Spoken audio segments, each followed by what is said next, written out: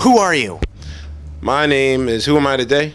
Okay, today I am, I'm always me.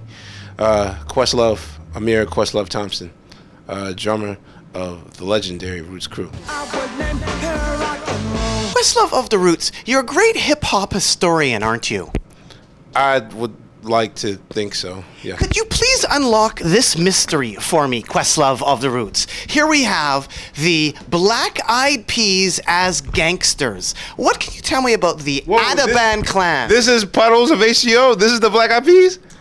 Oh, shit, yo. Oh, can I say that? I'm sorry. Could you please explain a bit about this? This was the Black Eyed Peas when they were gangsta, right? I have 5 of these.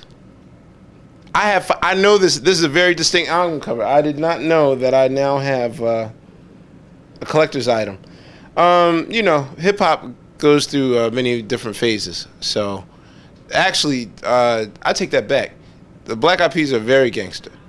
You never heard about the Playboy Mali?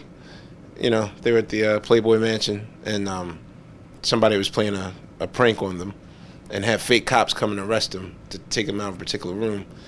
But, they got so gangster. I'm going to tell you how gangster they got.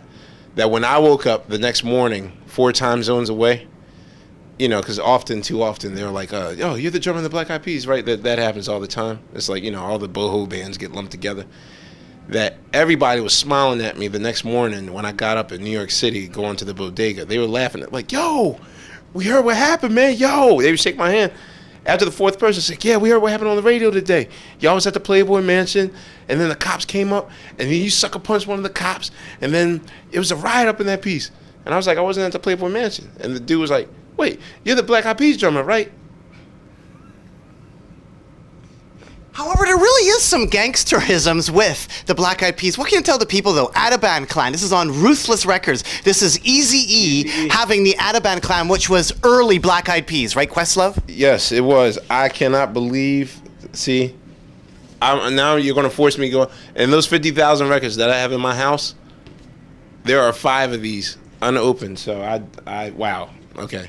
I'm glad you noticed that, because this totally went over my head. Are they really gangster on here? Well, you'll have to find out for yourself. I don't see no. It's on Ruthless Records. But I don't see no sticker on here.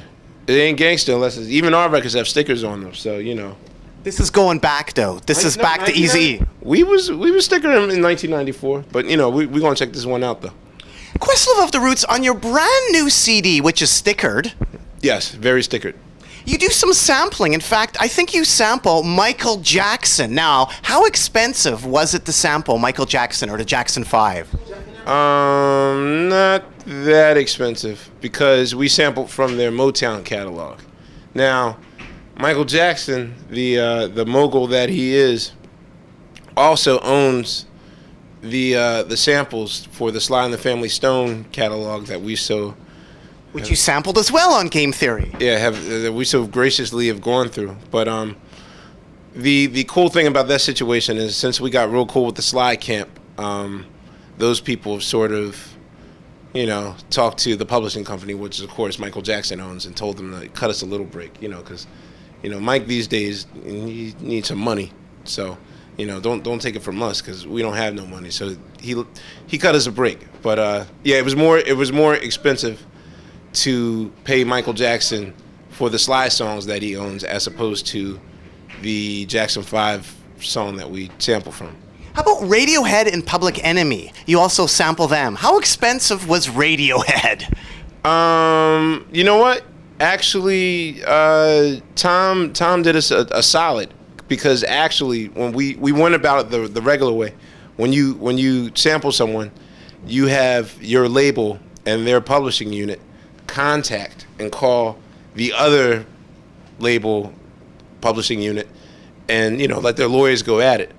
But because we got an immediate no from the publisher people, because I guess that was Radiohead's policy, and so I had to scratch a few backs and sort of go the underhanded way. And I know that those guys are fans of the Roots. We've done a few shows with them over in Europe, so it was really down to the last minute. Like, we literally had an hour to go before the pressing plant, And the whole thing was the label said you have 59 minutes to get a yes from Tom York, or else we're taking the song off the record and then printing up the record. So I tried for a half hour, didn't get an answer. I was on the treadmill, and then I got the call, man. I felt like Rocky. I went up to 20 miles an hour. I was running, I was happy. So essentially, Tom York and his manager called. They were actually quite honored that, that we even knew they were alive, quote, end quote. So, it was, they cut us a break. Questlove, you're very industrious, but I think you're also very famous too for the Roots. I don't know if fame. You come from a famous family. What I find is really interesting is your dad was in a band, Lee Andrews and the Hearts. These are some of his 45s, right? Yes, Try the Impossible. This was his last hit from 1957. Oh, Why Do I? Yeah, we used to do, like, when I grew up in an oldies doo-wop atmosphere. So basically, this is the type of music, the music that you would see in Grease, or American Graffiti, or Laverne and Shirley, or Happy Days, like do do do do do do. Like, that's the type of music I grew up with. Matter of fact, when I finally got in the first grade and we were talking about music, I thought that this music was contemporary music. So I'd be talking about Frankie Lyman and the Teenagers and Harvey and the Moonglows. Kids are looking at me all stupid, like, well, I like Disco Duck by Rick Dees, and so it wasn't until later in life that I discovered that this music was actually like 20 to 30 years before I was born, And this is your dad's music, Lee Andrews and the Hearts. Now, I want to emphasize, they had big hits, like 2 huge hits in the 50s. Was your dad bigger than you? He was well respected. See, there's a difference between, I don't consider myself like famous or celebrity. Like, I think that celebrity is when your lifestyle sort of supersedes what your talent is. Like, in other words, not that I think that she has no talent, but like, if you think of Lindsay Lohan, like, you'll probably think of like, a crotch shot, because every 3 seconds there's another photo with a crotch shot. If you think of Nicole Richie, you'll think, okay, I'm friends with the family, so you'll think the events in her life as opposed to a particular talent, and whereas I think in our case we get respect because people like our music. Like, no one's following me around in ShopRite looking to see if I brought sugar-free soda versus the regular carbonated soda. No one's going through my trash.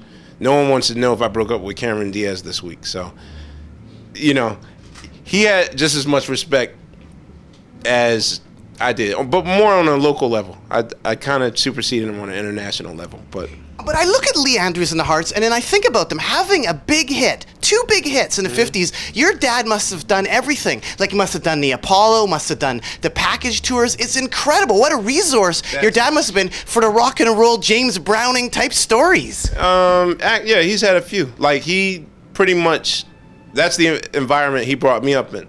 Like, his era was the Apollo in New York, the Uptown in Philadelphia, the Capitol in D.C., like all those high-end Chitlin Circuit venues. And then, of course, 20 years with any genre of music, whatever comes around goes around. So when I was born 20 years later, it was the same stuff, but in a package thing. Like, there have been many a time when, like, I remember watching Jackie Wilson right before he went into a coma in 75. Like, I remember Dick Clark throwing all these shows, Bowser from Sha Na Na picking me up, when I was a little kid and singing Goodnight Sweetheart, like all those things. Like, that was my, I claim doo-wop just like I claim hip hop, classic hip hop.